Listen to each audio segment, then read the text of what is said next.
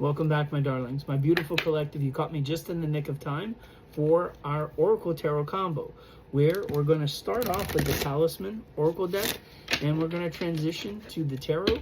We're going to use the Three Trees Tarot, Oak, Ash, and Thorn. So let's see what Spirit has for us today. Our starting message is magical power. Okay. So maybe there is this focus here on magical powers here, huh? Are you aware that you have magic in a sense? What kind of gifts or powers do you have? Many of us have the ability to feel beyond our five senses of the body, right? We can tap into additional gifts, intuition, the energy that allows us to kind of read situations and what's going on with people. Can you do that? Did you know that you probably can? We all have gifts. They're just, some of us, they lay dormant. So we have to connect with ourselves, our higher self. We have to learn how to become more in tune with that energy. It takes time and practice. Absolutely. But it's doable. Blessed day. So magical power and blessed day. It's almost like a day of reckoning. What's very interesting is like, okay, so very much the sun imagery here. But then at the bottom, almost like the moon. Yin and yang energy. Or yang. So very interesting here. Then we also have courage. Do you have courage to keep moving forward, huh? It's kind of like the strength card. Takes a bit of courage, boldness, inner strength to move forward. Mindfulness. I feel like these are all things that we've had to learn on our journey, right? We've had to learn that we do have these gifts, these magical powers, as it were, that, you know, when I see blessed day, I think gratitude. So maybe it's learning to be grateful for things. Courage. Maybe we've had to have patience, courage, fortitude as we stay committed to the path that is before us, right? And mindfulness. It's about learning how to be observant, how to be aware of, you know, what's going on in our lives, aware of what's going on in the present moment.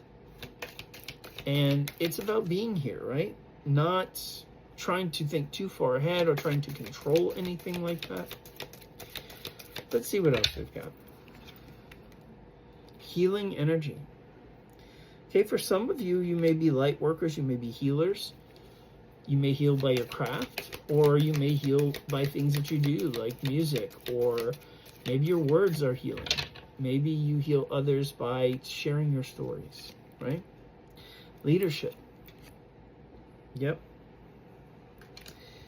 Maybe you're called to be a leader, to lead others, to help others down the path. Creativity. What kind of creative gifts do you have?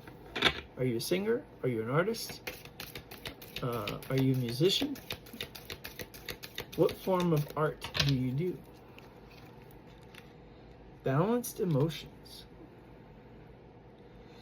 Perhaps for some of us, we're learning how to balance our emotions, huh?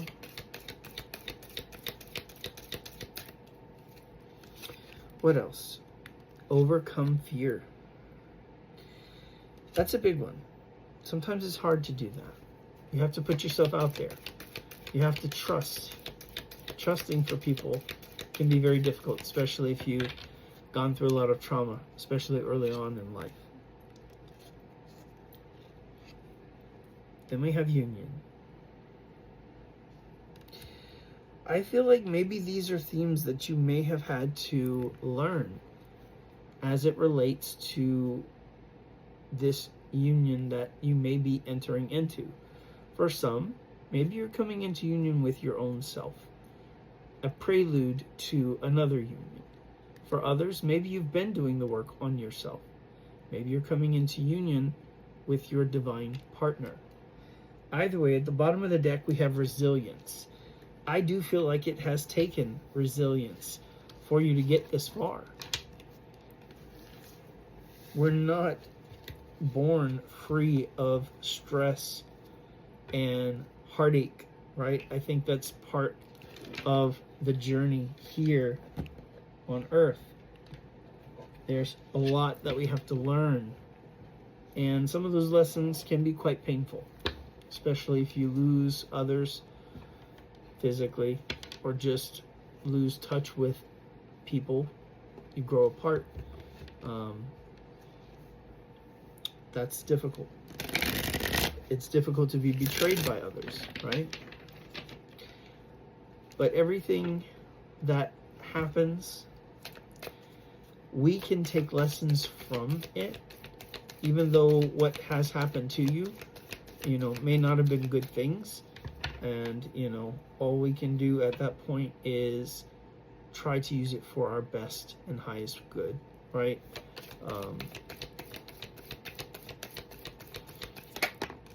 All I can do is offer you, my sympathy and wishes that whatever has transpired in your life, that you don't let it keep you stuck. The trauma that has happened, those events, they're not your fault, right? We may never be responsible for that which has happened to us, but the healing is our responsibility. So whatever we can do to overcome those obstacles, we should, for our own sakes, to allow us to grow and not stay stuck. Okay, our starting point in the tarot is the Eight of Wands. So the Eight of Wands talks about communication. It may be fast-moving energy, or it could be manifestations that are coming your way. This is our starting energy. The potential or challenge to that is the King of Wands. Okay. King of Wands, masculine fire energy, doesn't have to be. Could be sun, moon, or rising. This could be someone who's very bold and confident, kind of like this Rico Suave kind of energy coming in. And maybe like a fast talker, maybe someone who's trying to charm the pants off of you and other articles of clothing. Maybe this is someone who believes that they're very cocky and has a shot. Maybe they're shooting their shot. Whatever this is, it could also be someone who has been, or maybe still is, a player, right? Someone who has low to no responsibility for actions that they've taken in the past. A very much kind of like come when I want kind of energy, and like, hey, what's up? Like, maybe that's who you're dealing with. Maybe you're dealing with the good version, right? Instead of the toxic version. The King of Wands can also be someone who's very stubborn. So, in either case, I do feel like maybe there is this attraction here, right? Because the King of Wands, he's charismatic, right? So, that Eight of Wands, maybe this is somebody that you are or were attracted to. All right, what do we need to know? What else? We're not stopping there. We've got context. So what is the focus on, right? Our focus on is the Three of Swords. Okay, so maybe this person, maybe this was a player. Maybe this was someone who caused you a lot of pain. The Three of Swords can be heartache, heartbreak, betrayal. But it can also represent, as we're like moving on, it could represent healing from that. Okay? So let's think, let's hope that we're healing from this, right? If someone was, the Moon card, interesting. The Moon card, this is the strength position. This is letting go. So maybe you are letting go of the hurt, the pain that's associated with this connection. Maybe you're learning to move on.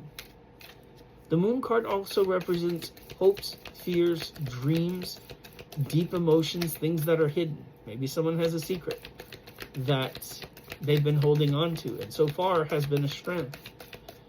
But maybe it's something that they have to let go of. So what is our recent past? The recent past is the Seven of Wands. The Seven of Wands is a bit of defensive energy. It's a bit of holding on, holding back, holding your ground, right? Very much kind of Gandalf in the Lord of the Rings, this far and no further, huh? You shall not pass. When I think of it, also I think of Captain Picard in the Next Generation movie with the Borg. Like, the line must be drawn here, right? This far, no farther. So that's very much maybe this energy of the past. What is the near future? Five of Cups, interesting. There's a bit of depressive energy here, I would say. The Five of Cups is disappointment and or regret. The thing is, though, with that card, the Five of Cups, this is unfinished business. Someone may be crying over spilled milk, something that has happened. Maybe they're just kicking themselves over a missed opportunity. What they don't see is that there's still enough left over for things to turn out well, right? We have the indication here that there are 3 cups that have been knocked over. They're crying over these 3 cups that are spilt, but there are 2 cups still sitting in their upright position, especially in one of the cards that have the original tarot images. And so there's enough there to still make a union, right? What is the strength position? Interesting. In the strength position, we have the Lovers and we have the King of Swords. So the Lovers is all about making a decision, perhaps when it comes to love. And the King of Swords is the King of Swords represents speaking one's truth, but it also represents that idea of making a decision.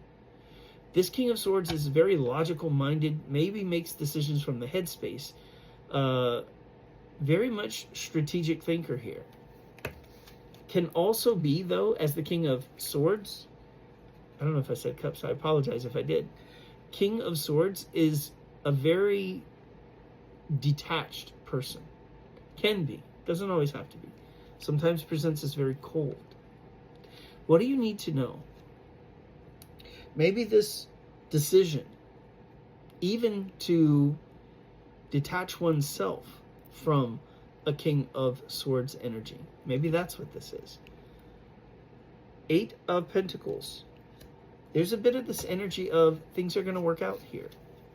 If this is what you've had to do, if you've had to let go of someone, or you've had to move forward, I feel like it may not make sense to you.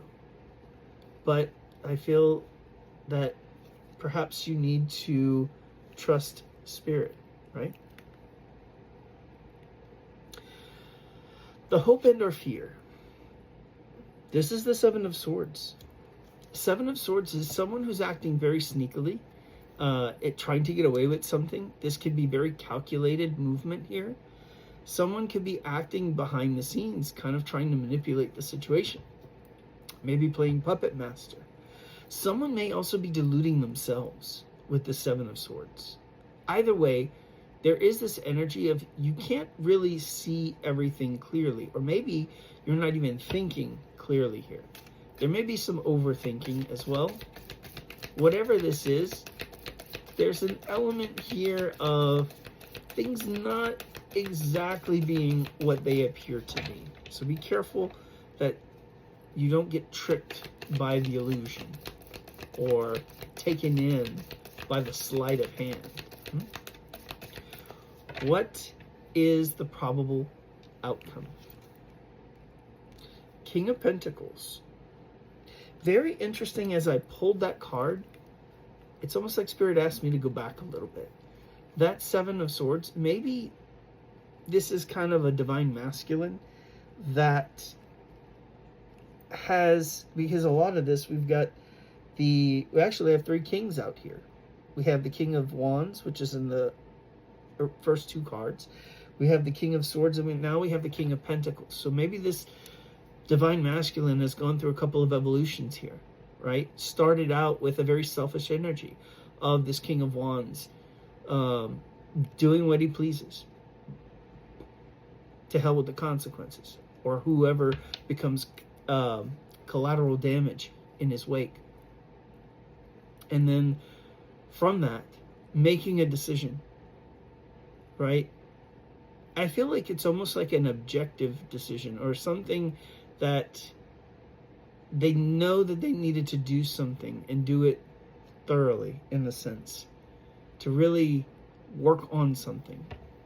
It took a lot of mental effort and thought, I feel, behind it. And then now showing up in the, probable outcome as the King of Pentacles. So this represents emotional stability, groundedness, compassion, kindness.